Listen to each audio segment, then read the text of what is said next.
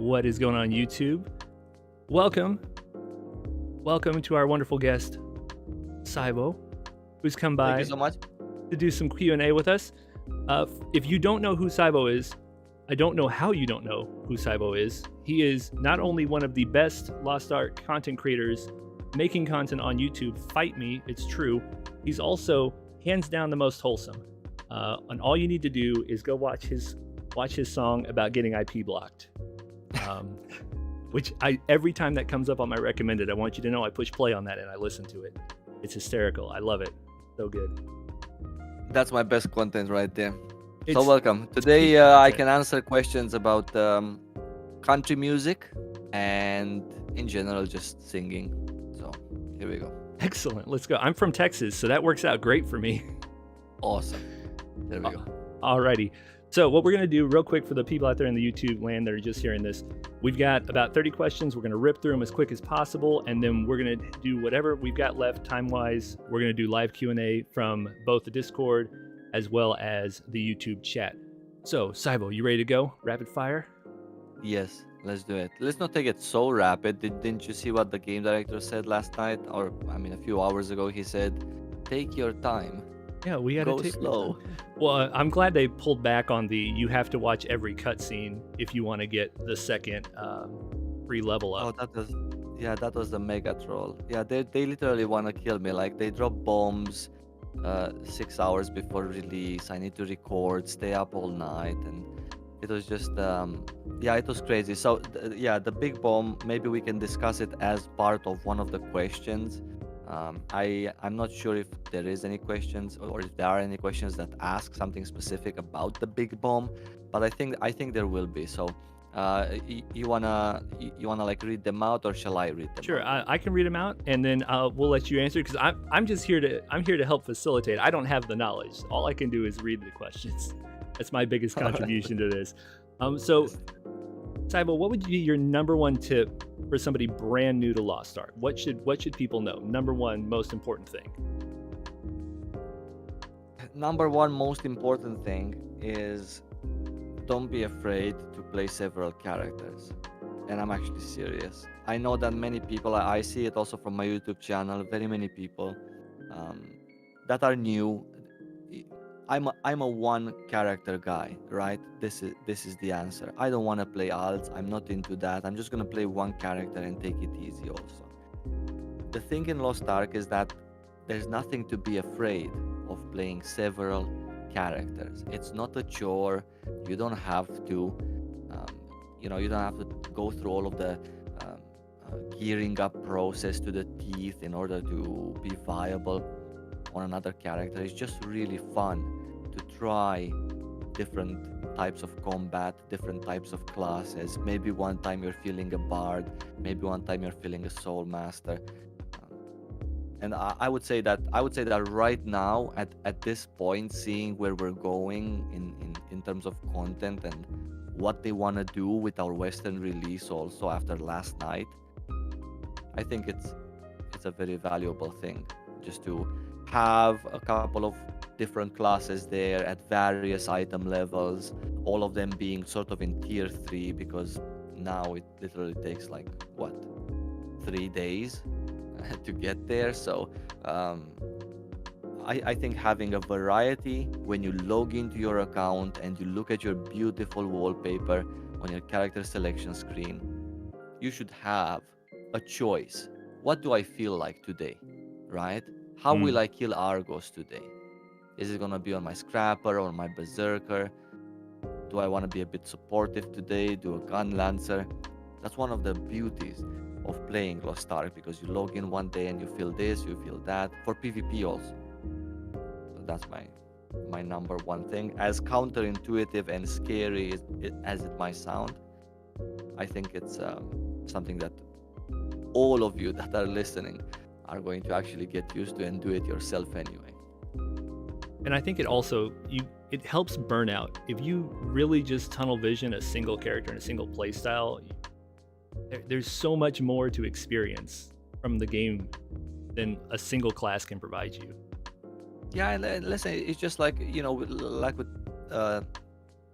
League of Legends or Dota, where you log into the game and maybe today you feel like playing, I don't know, Invoker, maybe tomorrow you feel like playing Meepo. It's the same here with Lost Ark as well. Whatever you feel like it, and you have the choices, they're just there at your disposal, and it's just for fun with friends, right? It's also really fun to see someone that you can play also the same class, right? Just two different characters. You can just get to play more of this game, get to do more of these fights, right? There you go. Try different things before you decide on what your main is. Give it a little bit of experimentation. Enjoy the stuff that's out there. Speaking of enjoying the stuff that's out there, Sywo, what would you say from any tier? What would you say is your favorite boss fight in the game? Actually, when I read this question a couple of days ago, I didn't know whether I should say that one of my favorite boss fights is actually from a lower tier abyss dungeon, because it actually looks really cool and it's a very nice boss fight. Like for example, from the Hall of Shadows, I really like a boss fight. This is an abyss dungeon for tier 1.5, item level 460. It's also the boss fight with Abreshut, like the mini boss fight that is part of the story, and then you have it as part of an abyssal dungeon at item level 460, part of Rohendel's story. But I actually remember when Argos first got released, Argos being let's say the first Legion raid, it was such a huge difference in between that fight and any fights before that I have ever seen, that I still have vivid memories of going into Argos and not knowing the sun and the moon, and thinking to myself, his kicks are so interesting. Is he a deer or is he some sort of a donkey? I just didn't know, and because of these reasons, because it was such a huge gap in between any fights before and Legion raid fights, and later on Commander raid fights, I think I'm gonna say Argos. Yeah, Argos being the content that they, by the way, wanna release in March, so coming up soon. Very exciting. Something for us to look forward to for sure. That's awesome. Oh man. Next up. So don't violate NDA. If you know, don't tell us. But if you can guess, you've been very good at guessing a lot of dates. What do you think for Legion raids? Yeah, we don't need to guess because they already told us. It was actually, I'm happy that I'm doing this call with you guys. That I'm doing this call with you guys now after they've revealed so many things. They actually revealed that we are going to get Legion raids, starting with Commander Valtan, for example. This is going to be in April. So my guess is April. So I can get another one, right? Let's see if his near perfect win rate on guesses continues on. We'll check back in April. We'll see how it goes. Let's do that. We talked about this a little bit with the class variety, but do you have any other advice for people who want to progress as fast as they can, but also try to avoid burnout?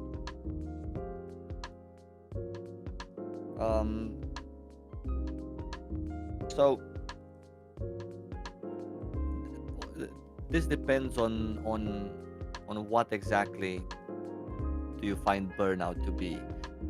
Should you either rush to the max or just take it easy? You can do either, but just in smaller quantities, right? I think burning out from being too much in the game or in a game in general, regardless of the content that you do, whether that might be hard or casual or boring or exciting, I think you can burn out regardless. So either way makes it better for you is fine. I think as long as you maybe don't do it so much, so often, or excessively in general. So whichever path you want to take, that's fine. And if you're worried about being burned out from like gear progression, or the fact that it's hard, or grindier to get past certain stages. Well, they first of all fixed that yesterday when they increased the rates for tier 1 and tier 2 to 100%, also cut the mats in half basically, and also eased the burden for tier 3 progression as well, by at least, I would say, 20, maybe 30% compared to what it was so far. When I remember when tier 3 initially came out in the KR server, apparently it was just brutal, absolutely miserable to try and progress. So, The enchant rates are really low. We're talking here about 5%, right? Success rate after +7. So now they've increased it for us to, they've added a 20% to the base. So now it's 25 or 30 if it was 10 before. That's so nice. That's at least better. And I think this applies to after +11, not +7, with the 5%. Yeah, I think it's plus after +11, sorry. So you have 4 pluses to go, basically. With 25% rates, as opposed to 4 pluses to go with 5% rates, and then before that another 3 pluses with 10%. Now we have 3 pluses with 40. So it's a huge difference in terms of how much you're gonna need to farm and get. So the chat's telling me right now, apparently with regards to the accelerated rate of T1 and T2, they backtracked on that. That is maybe not the case anymore, that we're not going to have a super accelerated T1 and T2. They've apparently rescinded the gear progression. Speed up. I'm going to take a look on the official website as we speak, so we can go on to the next question, and while I check if any. I slept for 3 hours. If in 3 hours that happened, then that means we're doomed. Hopefully we're not doomed. Oh man. The next question is talking about some of that future 8-player content that's coming. How long did it take you to clear an 8-player raid for the first time? So back when they first came out, it was a little bit more challenging because it was the first time when people actually had access to these 8-man things, and it was very challenging to actually get 2 groups to sync together and do the right things. Of course, because it's 8-man, they had to have mechanics for the 8-man. So because of that, it actually took quite some time. I don't remember exactly how long did we try, how many days or how many attempts, how many hours, but that was quite some time ago for the first ever. Now, future 8-man raids were not necessarily as difficult as the first ever encounter of an 8-man raid. That is simply because people were more used to playing with 7 others as opposed to just 3 others. So they were a little bit better on that. But the first one, I believe I think the first one took the longest. Maybe shorter than Abrashoot, which I didn't do, but shorter than what other people, or shorter than what the first group of people took for the most recent 8-man raid, because I think they took longer. But it was quite some time until we got used to it. I cannot remember exactly. And we have the luxury of having access to, guides of other players from other servers who have done the content, which also, helps our attempts at it. Our first attempts will not be blind like some other people's were. Yeah, that's very nice to have the experience of what other people have done. So in a way it's nice, in a way it's not that nice. Some people actually prefer to do it by themselves. So because of that. Some players that I even see playing now recently, they just like to discover the mechanics on their own. And that's one of the downsides of playing a game that's already out for 3 years. Everything is out there in the open in terms of mechanics if you're interested in knowing them. So yeah, trying to get that first new player experience is a little bit more challenging. Yeah, I guess the players in chat were right. They actually changed. They actually removed a lot of what they said in the original article. Somebody threw a comment in that said it was about 3.5 hours ago, so they may have just snuck it past you when you went to bed. I think so, yes. A section regarding gear and tiers was removed as it did not reflect the changes to the Western release. Okay, so in that case, I have to remove my video because, yeah, there's no point of leaving it out there. Okay. Yeah. They're gonna kill you at this rate. Yeah, but they keep me up making videos, recording, then they change their minds completely, and then they just remove everything. Okay, so I'll make it private because there is absolutely no point. Maybe after we talk, right, so I can see what exactly is going on with them. All right, let's move onwards. Yeah, the next question actually is just speculative regarding PvP. There was some curiosity. Do you think we'll ever see any other arena modes besides the 3-man modes they have? Something like maybe an 8v8 or a capture the flag type mode? Or would you want to see something like that? I think I don't think. I already know that they are developing 1v1, just a regular 1v1 arena. So that's a thing that they have already announced. And we have like a 6-man kind of brawl. There is, let's say, 8v8 for the guild things that you can play. But in terms of arenas, I don't think many people will be encouraged to do like 8v8 arenas. So yeah, I don't think that's necessarily a good idea. People these days want this 1v1, which is being developed right now. And they also want, what do they want? They want the ability to queue up for a party, like as a party for ranked.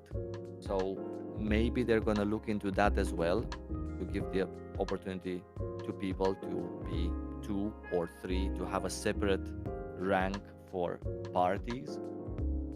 But larger scale arenas per se, no, I don't think they're gonna happen. I think I saw a question, maybe it's later down the road about guilds, and maybe it's actually this question. There is already raid versus raid. Is it question number 6? The question 6 is definitely about PvP. I'm looking for the other one about bigger PvP. I know there is another couple of PvP questions scattered in. Yeah, no, I think you are right now at question number 6. I'm not sure. Oh yeah. This is question 6. Yes. Yeah. So yeah, there is already raid versus raid in Korea. They're actually playing it. So guild castle sieges. It's also something that they have planned and that they're going to be releasing this year, where guilds can hold castles fighting other guilds. This is going to be interesting because they didn't release very many details about this, but they just presented it in the winter's law on. So there's your large ban content. They didn't even say how large is this guild castle siege thing. Really exciting. Yeah, we're a big fan of seeing more guild content get added.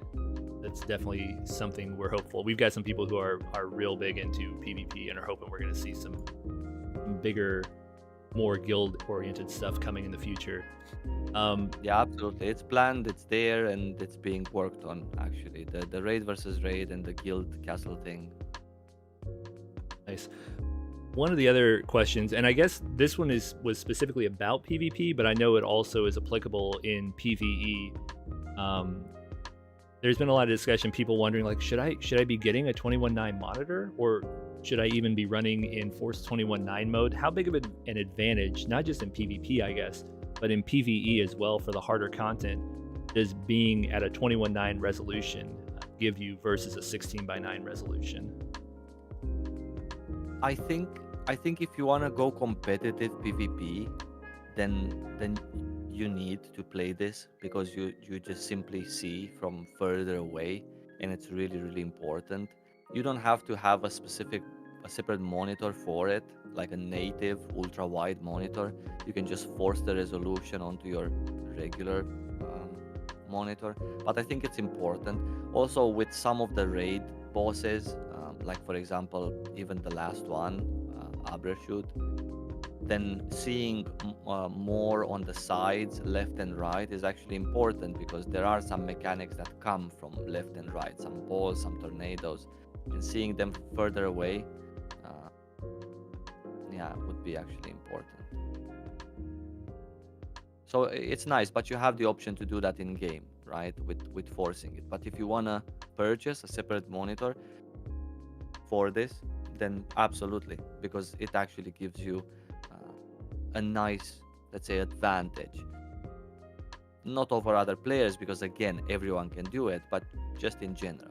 I've seen people that were saying, playing on an ultra wide monitor, that were saying that it does get a little bit annoying, especially if you have like, you know, just a normal person's desk. You don't have like a full gaming setup with the desk being further away from your eyes, because you have to actually look left and right quite often. So sometimes it's even better to force 21:9 on a smaller screen than. Yeah, screen distance for sure. I actually I switched to ultra wide a few years ago. I love it, but if I sat as close to this monitor as I used to in a previous desk and setup, I'd be doing that thing, just turning my head back and forth constantly, miserable. But I love that Lost Ark even has the ability to force 21:9. I have never seen another game with that kind of a graphics setting. I think it's super cool that they allow for that, and I wish more games supported it, honestly. Yeah, I think it's nice. I think that when they started to develop Lost Ark, they actually thought of giving people, let's say, the true game experience on ultra wide. Not because they wanted to force people into purchasing ultra wide monitors, but just because it was a next level thing to do back in 2013 when they started to develop it. For sure. Back to some PVE and some sort of horizontal progression questions. How important do you think sailors are to your ships? And the person who asked this specifically was interested in, how can I find more sailors? Like what's the easiest way to acquire more and better sailors for my ships? So sailors can be acquired in various ways. You can buy them with pirate coins. You can also get them as rewards from befriending specific NPCs, right? So there's various ways that you can get them from. You can even finish some of the quests in order to get sailors. Sailors in general are important in the grand scheme of things, because they do allow you to finish the house missions. This is just a part of your stronghold, a part of your housing plot, where the better sailors you are, sailors which can be better for cold waters or death waters or stormy waters, etc., the higher likelihood of success that particular mission is going to have. Missions in Lost Ark can be anything from finishing a Chaos Dungeon for you to finishing a Guardian Raid for you. Just in case, for example, you don't have time that day to do it yourself, or you cannot be bothered with that content. You wanna, I don't know, go gather instead or play PvP. You can set your house to finish your raid cooldowns for the day. It does take 12 hours, for example, to finish a Guardian Raid. So if you do it after reset, you can finish 2 Guardian Raid runs that you have for those 24 hours before they reset. So it's nice to get sailors. It's very helpful also to have them, because you can do harder and harder missions with a higher success rate. That means you get more goodies in return. I want to focus myself on the housing thing in our Western release, because I thought it's actually important. and it's also pleasant content to do. Yeah, it's Especially very now. different than some of the other content, and especially for you, I imagine you've played so much of the game already. To have like another thing that you've not done as much or taken as seriously, to be able to have even more content still to chew on is great. Mhm. Yes, that's true. Um, I'm gonna have a blast. I don't even know exactly what I'm gonna do. Um, all I know is that I just wanna create my character. Most likely, I'm not gonna catch my own name, so I have 6 other names prepared to play in disguise for our Western release. Mm. But yeah, I just want to create my character, jump in the game, and just start already. Oh, Holy cow! I Like mean, it's been 3 years. how do you think we feel? So we're on the other side of the pond from you. Like it's Lost Ark Day for you. It's still just Lost Ark Eve for us. We still have to go to bed. Wait a second. So my release is in 12 hours from now. A bit 20 minutes fewer than 12 hours. So 11 hours and 40 minutes. What about you guys? I heard you Exactly the guys are same. getting. You're not getting it sooner? Nope. We all get it at exactly the same time. Right. So it's coming at in 12 hours and 40 minutes for you, No, or 11 hours. 11 hours and 40 minutes for you, 11 hours and 40 minutes for the East Coast, and 11 hours and 40 minutes for the West Coast. So our servers are coming online at like 9 a.m. Pacific, 12 p.m. Eastern, Mm-hmm. which has a Right. lot of people in the EU annoyed, because technically we have more time to try and get that extra weekly reset before Thursday morning, since the resets are on server times. Mm-hmm. We have a little bit of extra time since we're behind. Right. I get you. Okay, so it does the reset. Yeah. All right. Okay. Yeah. Fine. But at least you get to sleep, right? I have to sleep during the day now somehow. Yeah, that's true. We do get to sleep and then wake up and then play. Mhm. Well, for those of us that get to do that, I have to go to work tomorrow, so I'll be working. I'll get to try and fight the queues when I get home from work. Sad. But Truly. hey, you heard the director. Take it easy. Take it easy. That's Oh. what he said. So this was a fun question for you, Sywo. At one point, you had offered to shave your head in exchange for an additional capital letter being yeah. allowed in names, and allegedly they're looking at and revisiting some of the naming conventions, and just wondering if that head shave was still on the table or not. That's perfect. Yeah, let's keep I don't know, let's keep it until when shall we keep it until? I have no idea. Maybe until the actually no, you know what, why are we keeping it? Because it's pointless for them to give us capitalization in names a month into release, because the way they said it's going to work is that you cannot really change your name unless they do a manual purge of your name. So if your name is John Smith now without any capitalization, then later on when they add this, you're not just going to be able to change your name from John Smith with lower caps, just J being in caps, right? Because it's still going to be the same name. Well, I guess think. that'll depend on if they account for capitalization or not within the name. I don't know. They might, Yeah. because they talked about giving, if they change the naming policy, giving a free name change to everybody who had characters with names that were already locked in on the old policies. So that's interesting, right, though. then. I wonder how that'll work out, if they'll have it case sensitive or not. Right. And then they're gonna basically do the manual purge also, maybe. Who knows? God knows what's gonna work. Yeah, okay, fine. In that case, if they give me a name change, then let's give them, like, I don't know, 1 more week until next reset, next week Thursday. Let's do it like that. There we go. All right, there it is. Keeping the promise until next week.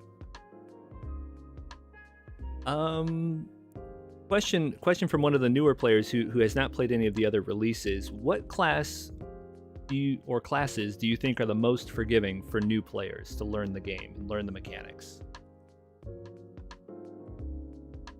I think classes such as the Berserker, for example,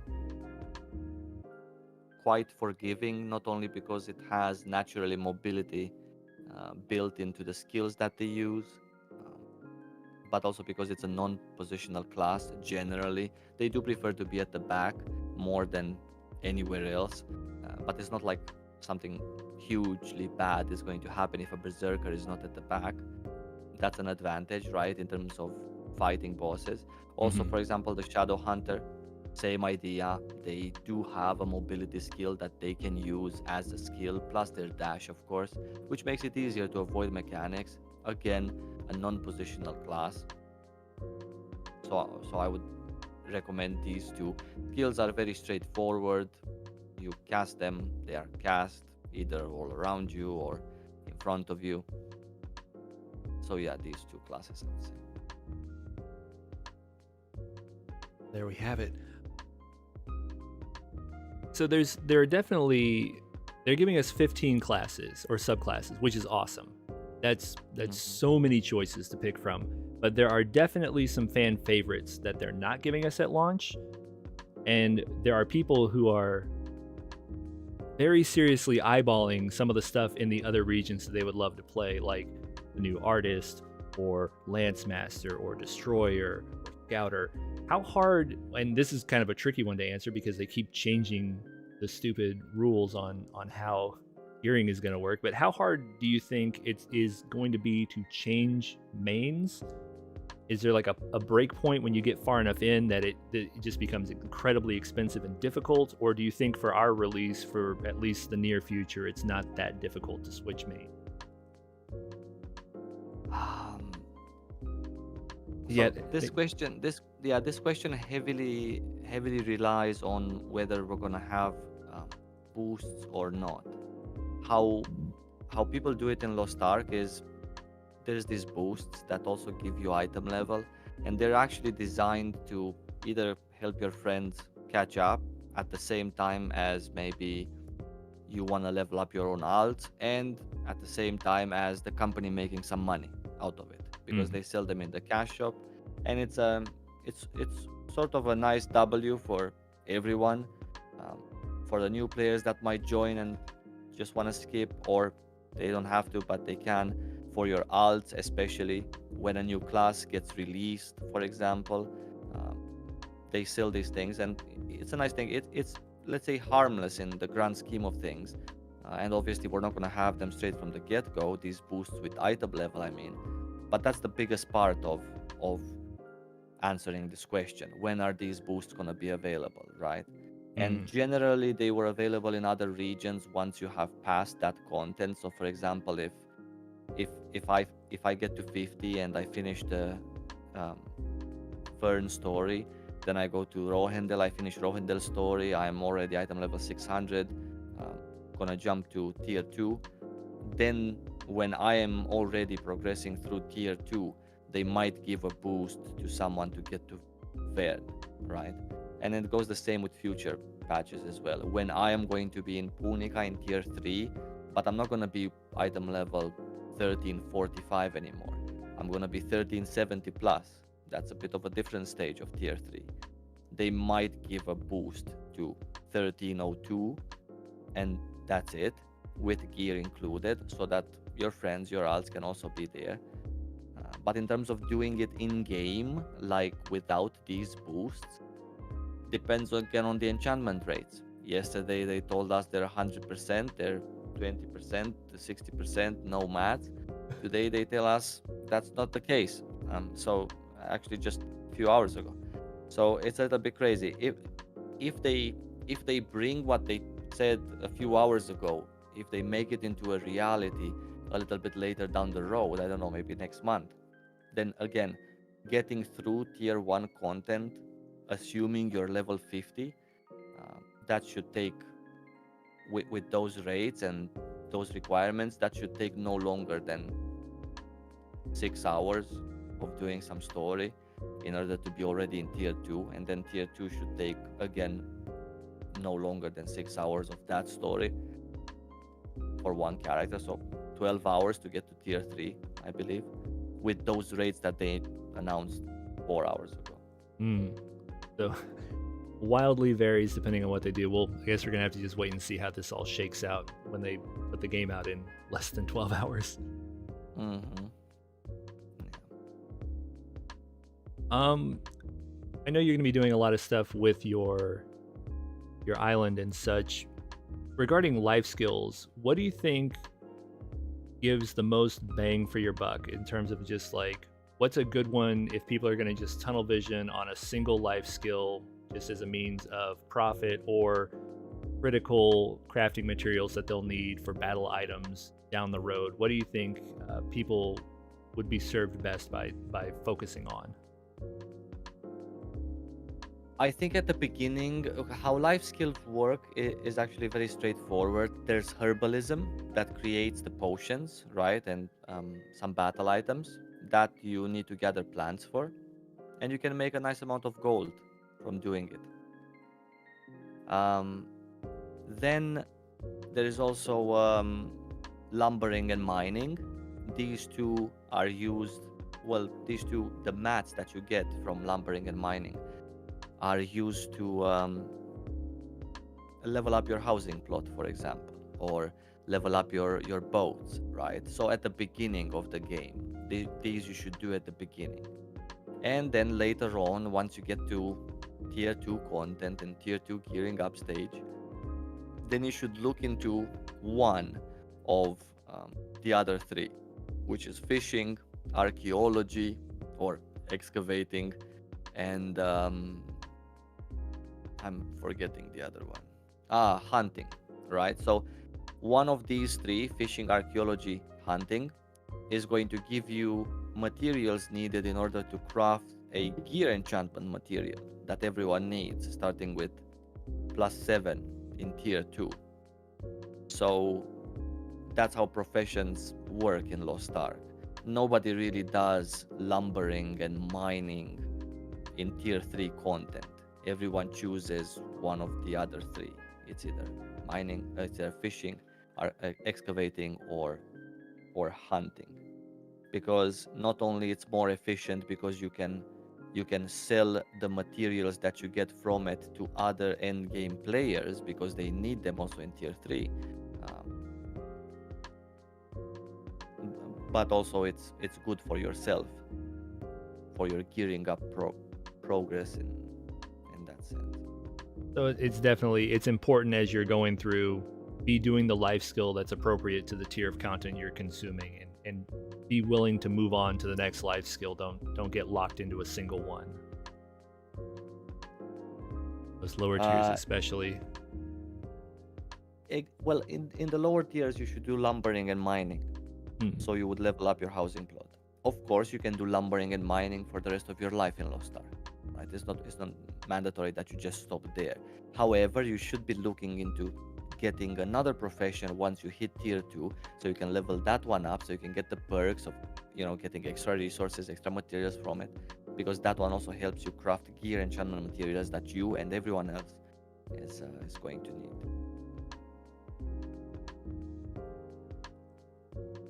Got it. Makes sense. Understand now.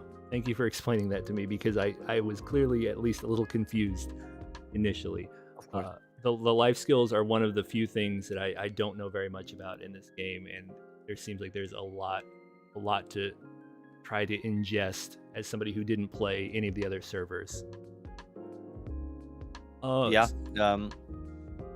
It's gonna be fun to do it in the West also. Maybe a little bit hectic at the beginning because these gathering spots are shared per server. One of the advantages of playing on a lower populated server is actually the fact that you have all of the good gathering spots at your disposal, because not every map is the same, right? And if you want to really take it seriously with gathering, then you would have to do it in the open world as opposed to on your housing plot. There is also an option to do it on your housing plot, but those are different gatherables for things just for yourself, for bound potions or combat goods or for furniture. It's yeah, different. And the fact that most of the, or all of the matchmaking and the auction houses are all region wide. It's totally fine to be on a lower pop server for most things. Like maybe it's a little harder to get into pre-mades, but in terms of being able to consume a lot of the content, you don't have to worry. And you don't have to worry about a dead market, for example, like you might in another MMO if your server is very underpopulated, because you have access to the entire region's market location. Yeah, absolutely. That's a positive thing. That's a good thing. It's also a good thing that, well, a good thing. It's also a thing that allows you to share resources across servers. For example, if you want to create another character or on another server, just so you would have twice the gathering energy, for example, because this gathering energy is shared across your characters on the same server. So if you want more of this gathering energy, you can easily just level up a character on another server, get it to 50, doesn't need gear to gather, just this energy. You're gonna have a house plot where you can craft, you can sell stuff, and this is how you share gold from one server to the other, by just placing an item for sale on one server and then buying it with the character that has the gold on another. Smart. Oh, somebody also just said in the chat, you can also, if the channel you're in happens to be tapped out of resources, you can always check some of the other channels to see if the nodes are up in those, because they're specific to the different channels. Yeah, absolutely. Of course, yeah. Eventually, eventually changing channels, like eventually, when you get to the tier 3 maps, I'm talking, where everyone is at one point, then it's not going to make such a big difference that you change the channel, because there's going to be someone on each channel. And these channels are, of course, based on the number of people that are there, and they're not necessarily made for the gatherables. They're mostly made for the mobs, actually, and for people to be able to, kill stuff. Mm-hmm.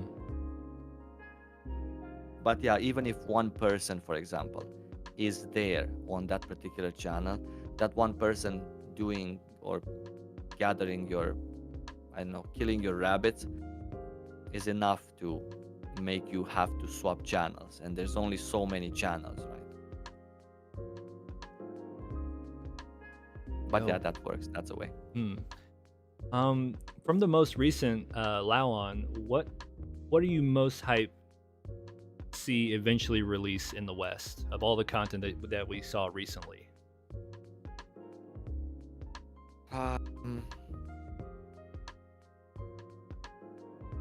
The most excited, I would have to say, from the new content, you mean, right? Stuff. Yeah, that's like not the yet in new the stuff game. they just showed us, the new stuff that's coming.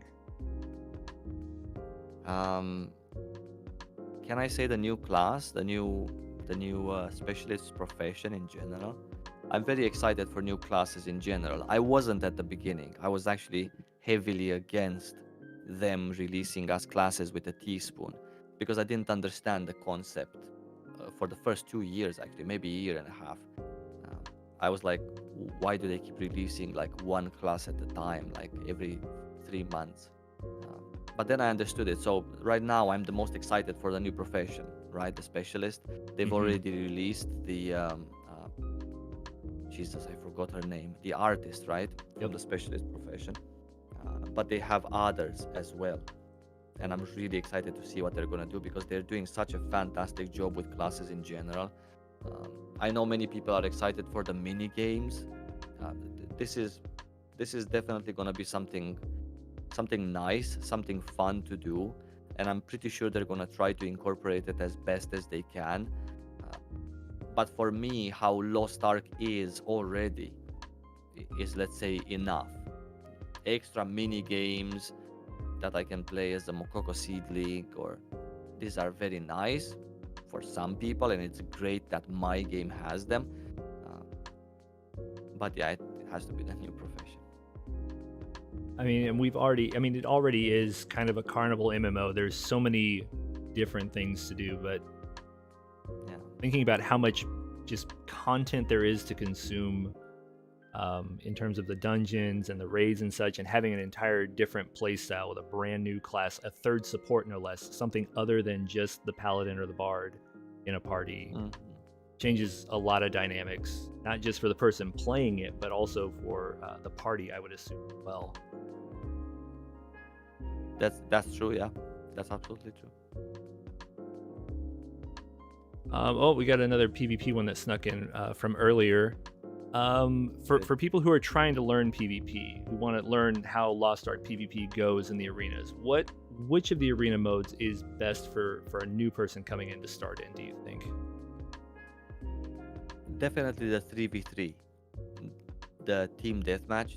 This is the mode that's the most popular, that's the most played, queued up for, and it's also the ranked mode eventually. And when you do get better at PvP, you will absolutely want to play ranked, right? There's nice rewards, there's competition, there's sweat involved. So it's a nice mode. So definitely, getting used to the 3v3 mode, getting used to your class in that 3-man setup is something very important.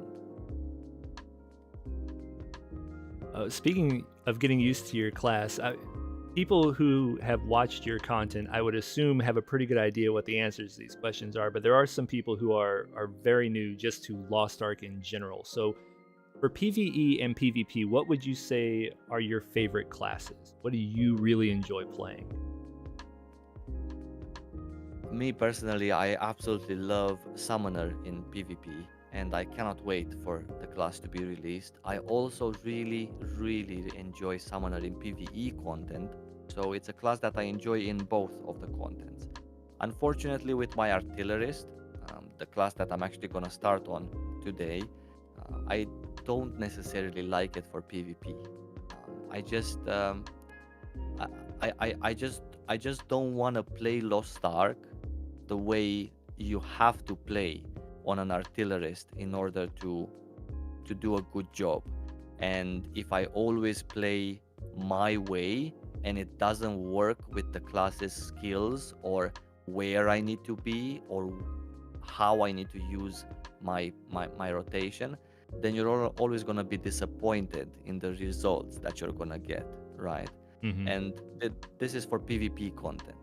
Because of that, I feel locked into playing a specific build or playing the class in a specific way where I have to catch someone with Gatling, then dash forward if he's too far away, dash forward, use my stun, and then do my combos with the landmine, with the howitzer, and then with the air raid. That's the combo that I have to do in order to be useful, or in order to be very useful and viable as an Artillerist. Personally, I don't want to do that, and the way I want to play Lost Ark does not fit with that. So right now I'm just gonna take it easy on the PvP side of things, even though it's going to be sad. Until Summoner comes out. Another question about the arenas just in general. Is there a certain type of arena comp that you run into sometimes that just you hate it? You hate when you see it. You're just like, oh god, it's going to be one of these runs. Yeah. The comp I fear playing against the most is the one where there's good players, or playing myself. I'm talking about me being a summoner now, right? I'm not thinking that I'm an artillerist. So versus good players, that's the comp that I fear the most. The ones that actually focus the summoner, because summoner is fundamentally a carry class, and whenever I get focused at the back, even by one little puny insignificant war dancer, he's just there on my ass at the back and I cannot do my stuff. And that's really annoying. That is frustrating to the skies and back, when because of one tiny character I'm unable to destroy the map. So that's what I fear the most in terms of actual classes that I don't like playing against. Maybe sorcerers, because they're very elusive and you barely see them. As a summoner, for example, I keep talking about a class that's not released, so I do apologize to the people listening. But that's the class I play in PvP. I didn't really play a lot of artillerist in PvP, and that's the class I'm planning to play, so that's why I keep mentioning it. Sorcerers are elusive, for example. I don't like to play against them.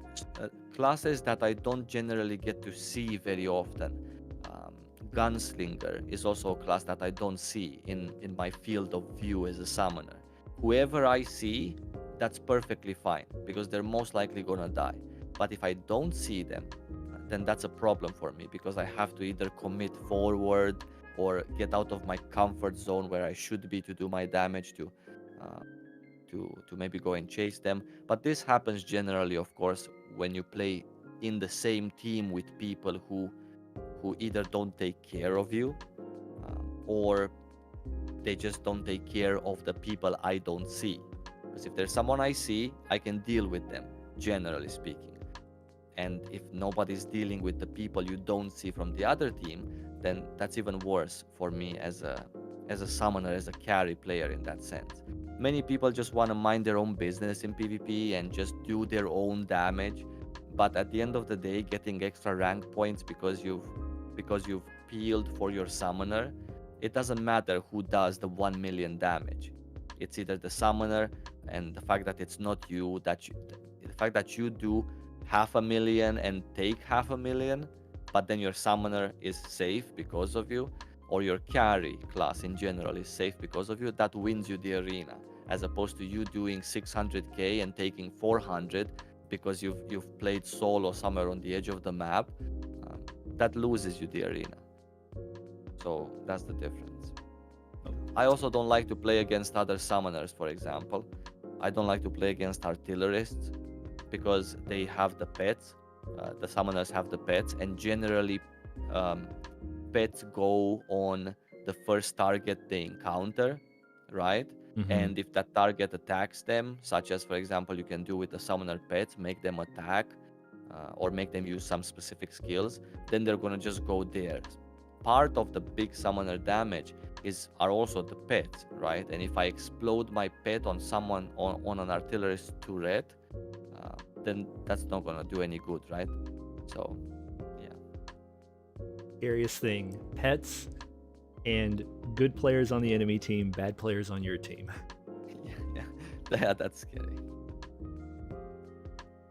So this is a little bit tricky to answer, also potentially because of all the changes that are coming down. But how long do you think in our release do people need to be prepared if they want to do all the daily and weekly content on an alt? Like, say they're not going to use the boats to do it faster, any of the island stuff. They just want to like manually play through all the weeklies and daily content on an alt. About how long do you reckon that takes in our release?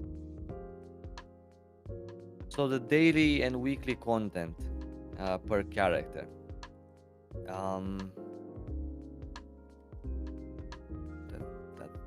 That's quite hard to say, actually. Maybe I should have thought about that before this, before the show.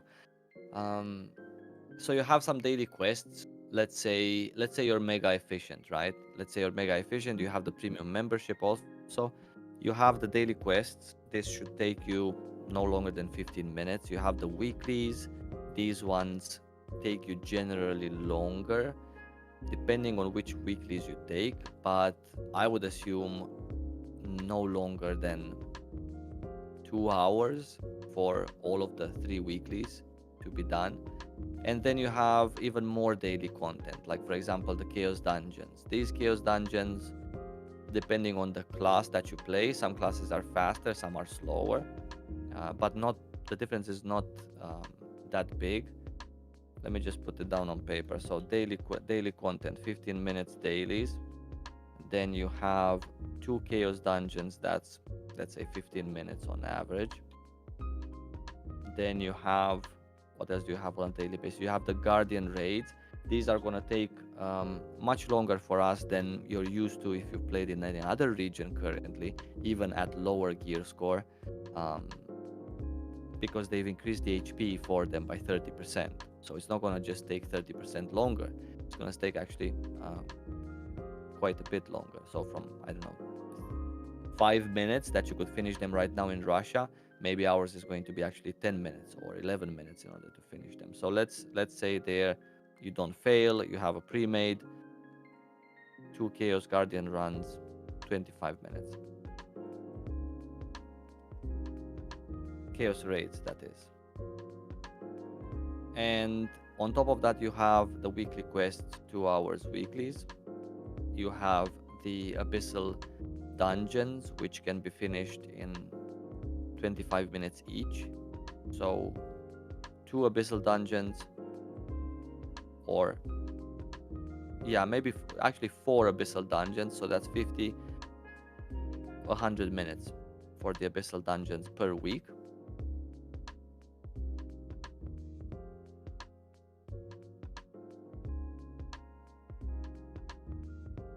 And then it's your crafting, your gathering energy. If you want to spend that one, depends how fast you are, depends what profession you do. Some professions take more of your gathering energy away.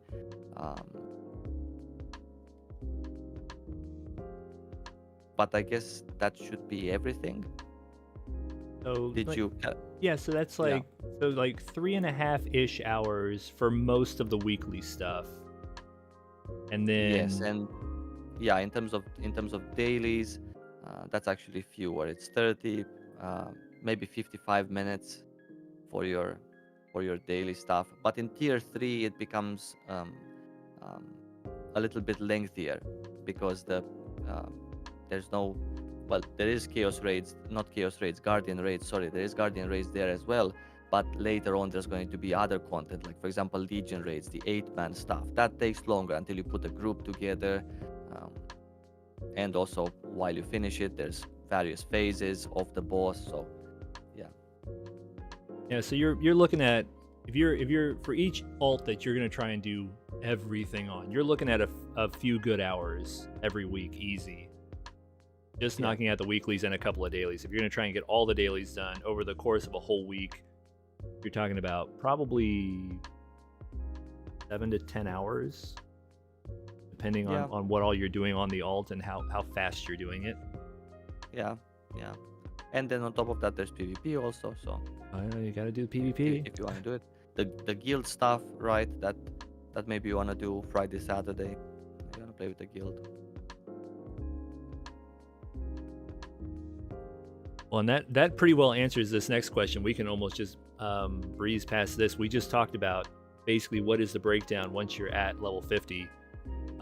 And you're doing the in-game content. What kind of time commitment are you talking about? Well, that's about it. To do a single character, 7 to 10 hours, depending on how fast and efficient you are, and whether you're using the crystalline aura, so you have the extra fast travel and stuff like that. Yeah, that's kind of what you're looking at in terms of. In terms of alts, generally what people do is they don't necessarily do everything on their alt as well. Like for example, the gathering, this is shared throughout your characters, the energy for it. The same goes with your PvP. You know, if you play PvP, you're gonna play PvP. It doesn't matter if you play it on one character or the other. It's not like you have to gather tokens on all of them. Mm-hmm. With the daily quests and the weekly quests, at one point you don't necessarily have to do daily quests on alts. You do them at the beginning so you can get the reputation part out of the way by not wasting dailies on your main. Like there are some dailies that don't really give you gear enchantment materials. Those you do on your alt, right? They give you silver as a reward, but you want to do them for reputation. So eventually those are gonna finish, and you're just gonna not really do dailies on your alt, basically, because you can with your main by finishing the weeklies and dailies every day, because they're shared, they're account wide as well, the daily quests. There you go. It gets easier. It's daunting at first, but it does get easier. Yeah. Oh, so we have some people actually in the community that are planning to play Lost Ark using the controller support. Do you think that controller is viable in tier 3 content?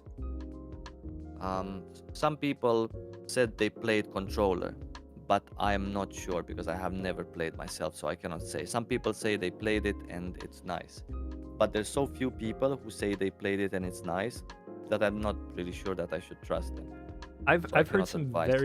very sketch things about the way the targeting, especially for ranged classes, is with controller. I've heard it's manageable with melee classes, but I've heard the controller for ranged, when you go to activate an ability, it starts at like a fixed distance out, and then you adjust from there. It doesn't start like right at where you're at or right out at max range. It starts at some weird middle distance and then adjusts from there. So I've heard some pretty unremarkable thoughts regarding controller and ranged characters. Might be. I cannot say because I've never played it. I never seen anyone play it, nor did I talk to anyone who has ever played on a controller. Just seen a couple of videos on YouTube of people saying that it has a controller and it's nice. Controller in tier 3 content at your own risk. At your own risk, yeah. So Lost Ark has so much going on with it. There's so much to do. It is truly a theme park of activities. What do you think that it does best to some of the MMOs you've played before? Like, what do you think it's doing just so much better than previous MMO experiences you've had? If you had to pick one thing. I think that they're really taking care of the game. Like I believe that they somehow. So okay, I have it. I think that unlike any other MMO that I have played, which sort of seems to have a set plan at times, and that plan is a very predictable plan that you can see from many MMOs out there. I think Lost Ark's number one thing that they do better than other MMOs is that they're very spontaneous in terms of content and what they come up with for their game. I think that they also have a plan, but I think that their plan also revolves around the people very often. I think they don't just go ahead with something because it was in the plan. I think they change it and adjust it to fit the market, the players' needs at the moment, the situation, whether it might be, I don't know, we're in COVID and let's get more content out for people to play at that time, and let's focus less on horizontal, let's focus a lot more on vertical. So I think they adapt and adjust very nicely. Compared to other MMOs where you just see, here's a new patch, here's a new raid, here's a new dungeon. In Lost Ark, they branch out like the roots of a tree into all sorts of directions. Yeah, it seems like there's definitely a vision. They know where they're going, but that vision accounts for community feedback and interaction. Unlike, you look at some of the big AAA studios out there where like, by God, there's a plan and there's a date it's going to happen by, and that's what's happening. Doesn't matter what people say, we're going there, we're doing that. Mm-hmm. I think more than many other game companies that I've had the pleasure of playing their games over the years, Smilegate seems to really care about its community, and I don't know if that's fueled by the fact that it's a free-to-play game, so they didn't get your money up front. The only way they get money from you is if they can keep you around and incentivize you to spend money in their game. I don't know if that's an influencing factor, but I do appreciate it, and it's one of the things that I really look forward to as I get into this game seriously for the first time. Having a company that seems to actually care not only about their product and their bottom line, but about the community that is enjoying that product. Yeah, that's true, and that's why many people in Korea also appreciate them. And you saw the game director. He came over to the West for the show. He had his own trailer. Haven't seen it yet. Will do. But it's a really good trailer, actually. It was almost like watching a Nintendo Direct, honestly. What it reminded me of. My wife said that it's really nice and that it made her excited to be part of Lost Ark, but I haven't seen it myself yet. I want to watch it as I'm waiting in the queue today. Um, so yeah, can we Listening go to the through the next? seagulls. Yeah, Yeah. exactly. I'm gonna apply to a guild to join a guild today. While I wait in the queue, I'm gonna watch some trailers. We're gonna talk, but I haven't seen them. I haven't seen them yet. Apparently, the game director also talked about me there, or gave me a shout out or something. Some people were saying during the interview, so I haven't seen that either. Uh, Y- I don't want to think about it too much. Yeah. There's been people keep bringing it up in the chat. If you were I aware don't of want to that. know. Okay, Yeah, we're I not am. going to talk about it, Uh, guys. That's your yeah, answer. I am. I am aware because I cannot not be aware. I just got private messages, just opened them up, but I haven't seen it and I cannot think about it, and I don't want to think about it because I have to. I still have 12 hours to go of real life before I can fully commit in what Mr. Golden River uh, was talking about. But yeah. Can we go through the next questions at like a shotgun speed because I just have 10 more minutes and I don't want to leave any of the 30 unanswered. All right, we're going quick then. Speaking of Smilegate, if you could make any idea for a new class, what would it be? I actually have two ideas for this one. One would be like a shapeshifter done in a Lost Ark way. You can transform into a bear for that Ooh, particular raid, and then you're like lycanthrope? tanky. Yeah, exactly. Oh For example, yes, I'm here for it. then you, yeah, they could do something very nice, judging by what they put out with other classes. And the other one that I was thinking about is very crazy.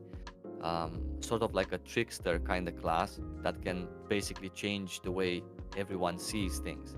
Like their innate would be something insane, like travel to a different dimension where um, the maps have lava on the floor instead of what you see, and the awakening would take their allies also with them, maybe their enemies too.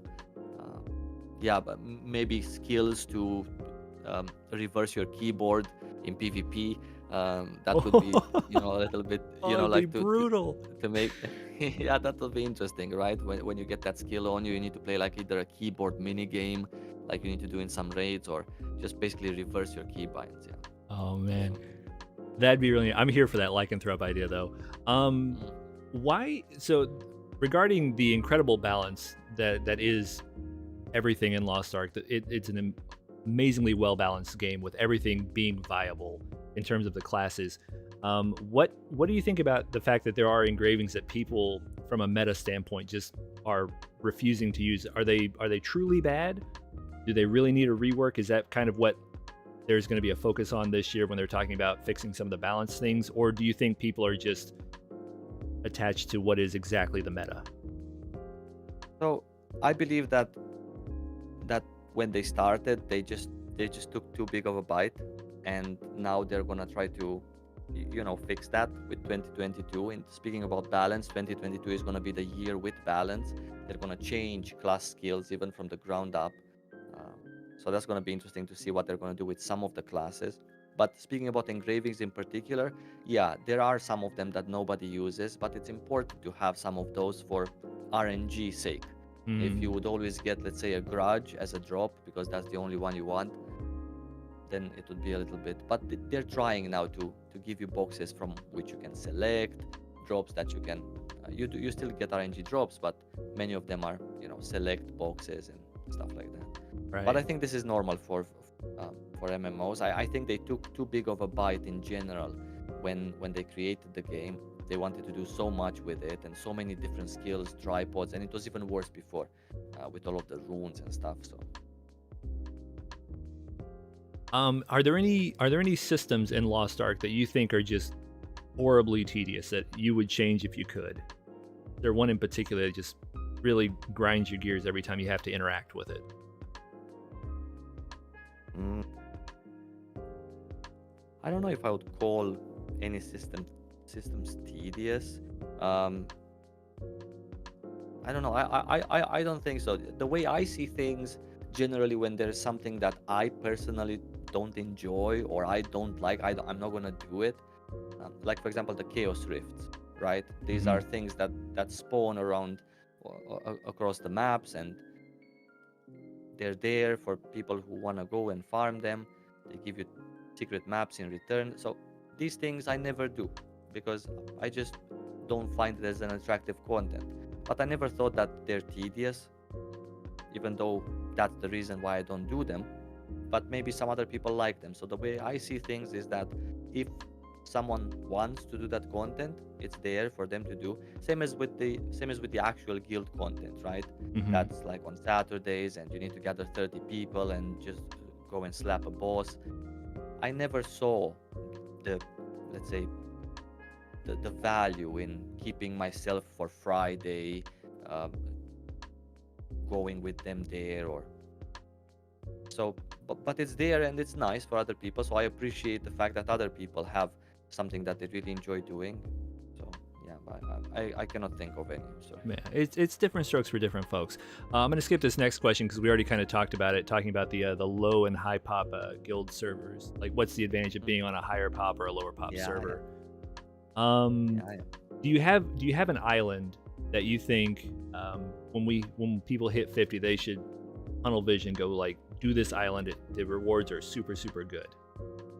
Yes, and not only the rewards but also the story. So basically, this is a two-in-one. This is an island where when I did it first time in Korea with bad translation from the patch, I actually cried.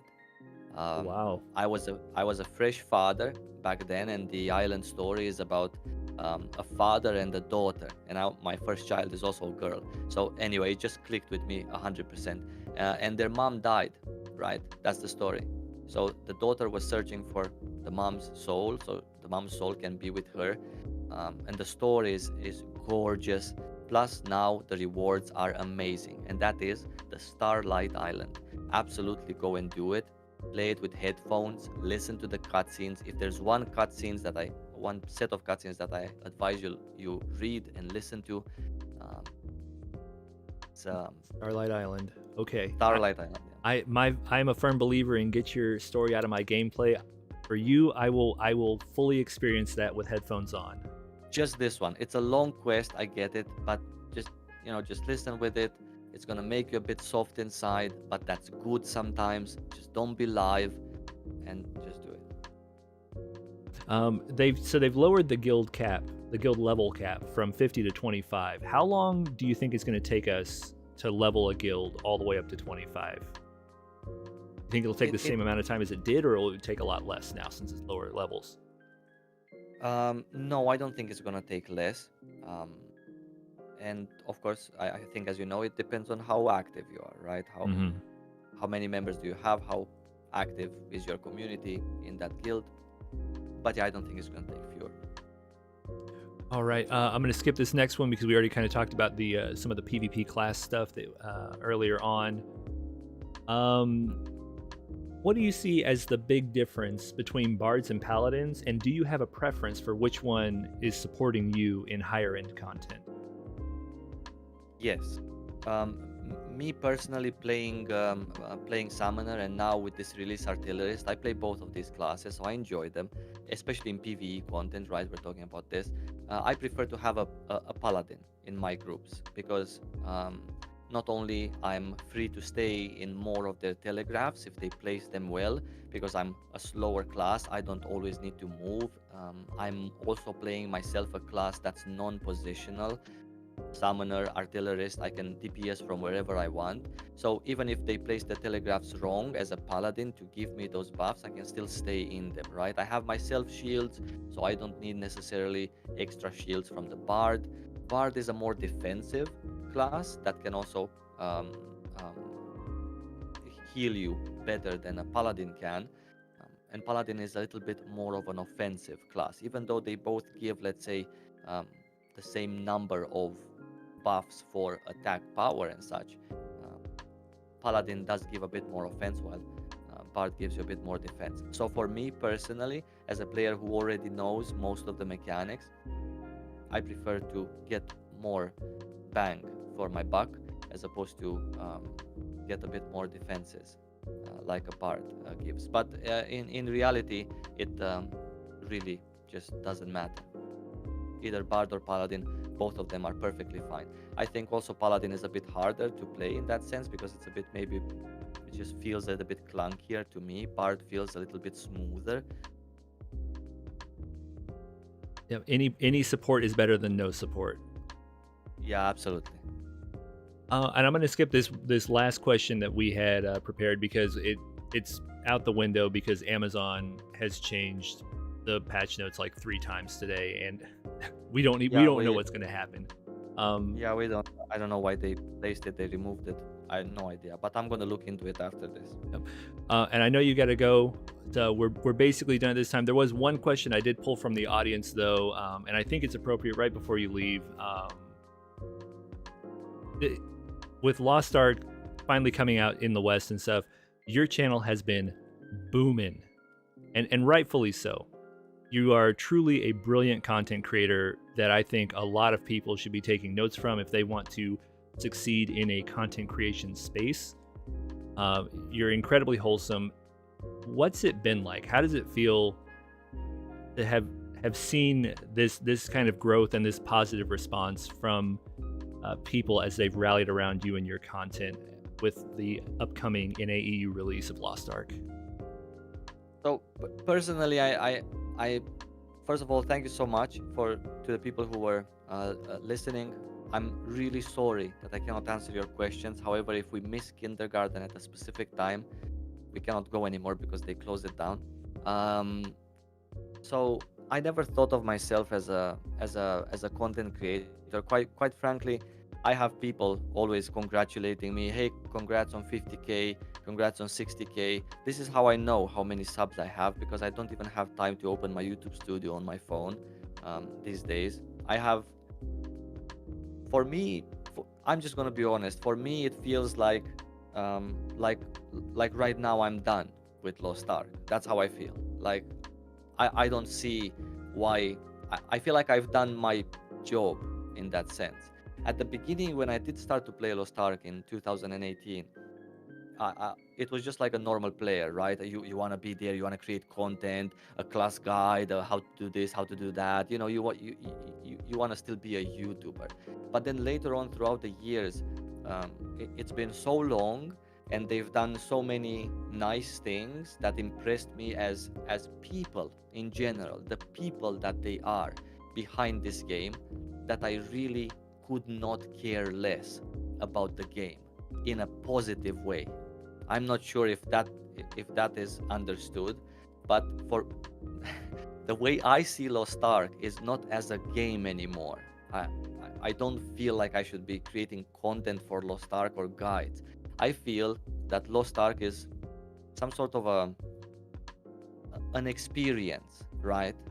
It's just the people behind Lost Ark, the ones that they make Lost Ark, the ideas they come up with, the way they do things, the passion they have for the game, and what they come up with in terms of content and how their vision is on the game.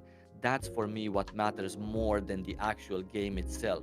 I could literally just level to 50 and gather for the rest of my life in this game.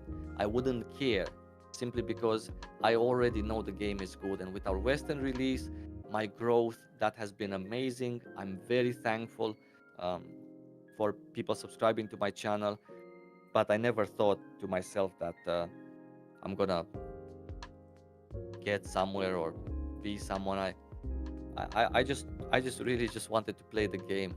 That's all.